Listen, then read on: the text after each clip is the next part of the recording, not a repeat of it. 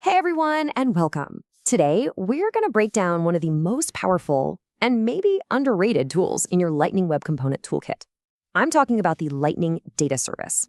We're going to see exactly how you can handle Salesforce data, creating, reading, updating, and deleting records, all without writing a single line of Apex. Let's dive in and see how you can get a whole lot of your time back and just build more efficiently. I mean, we've all been there, right? You need to do something simple. Grab a couple of fields from a record, maybe update a single status. And then suddenly you find yourself building an entire Apex class, writing a test class, and then pushing all that through the deployment pipeline. It's a ton of ceremony for what should be a really simple task.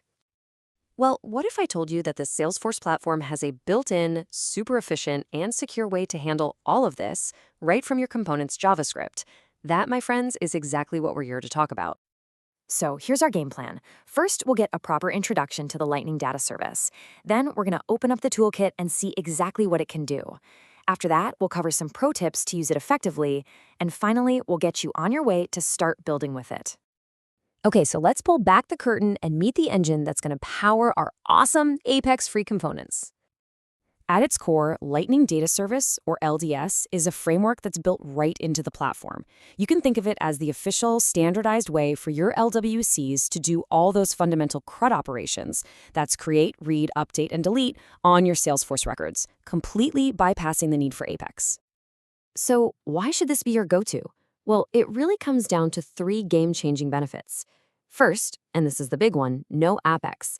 That means way faster development. Second, it has this really intelligent built-in caching. So if one component on the page loads an account record, any other component that needs that same record gets it from the cache instantly, no extra trip to the server. And third, security is just handled for you. It automatically respects all of your org's sharing rules and field-level security. Now, this right here is a really powerful way to think about it. If you've ever wondered how the standard Salesforce record page loads and updates so darn efficiently, you're looking at the answer. LDS is the same exact technology that powers those pages. So you know it's enterprise grade, it's been tested to death, and it's highly optimized. All right, enough theory. Let's get practical. We're going to open up the toolkit and look at the four main functions you'll be using constantly to interact with your data.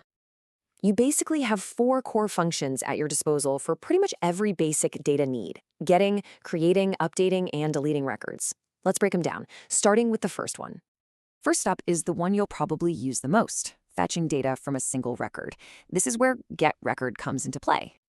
Now, the real magic here is that @wire decorator. Think of it like a live connection to your data.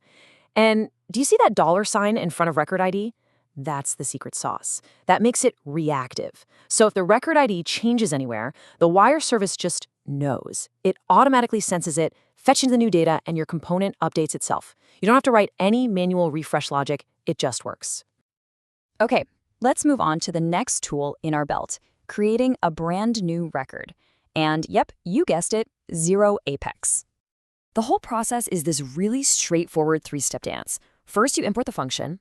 Then you prepare a simple JavaScript object, they call it a record input, that specifies the object type and the field values.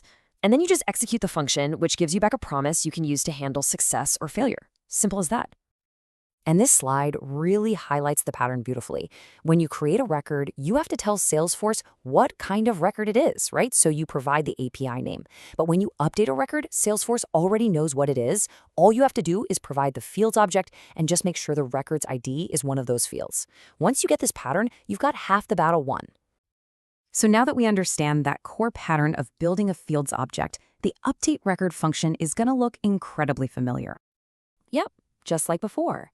You import the function, you build your fields object, but this time, the absolutely crucial part is that one of those fields must be the ID of the record you want to update.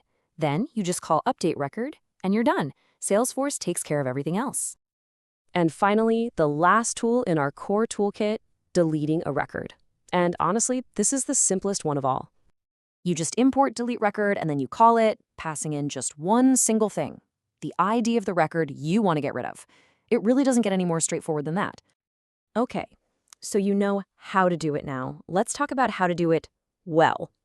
Following these best practices is going to make your code more robust, easier to maintain, and a lot more efficient. Let's lock in a few pro tips. First, and this is so important, always reach for LDS before Apex for these single record jobs. It's built for this.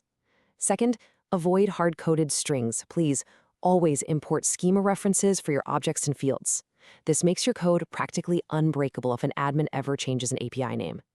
And finally, plan for things to go wrong.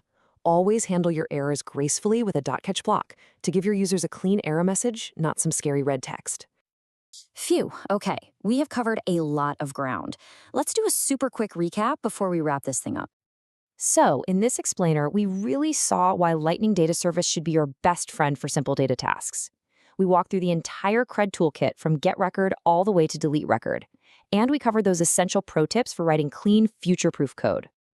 You now have a complete Apex-free toolkit for handling single Salesforce records in your Lightning Web Components.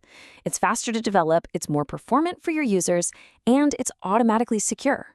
So I guess the only question left is, what are you going to build with it first?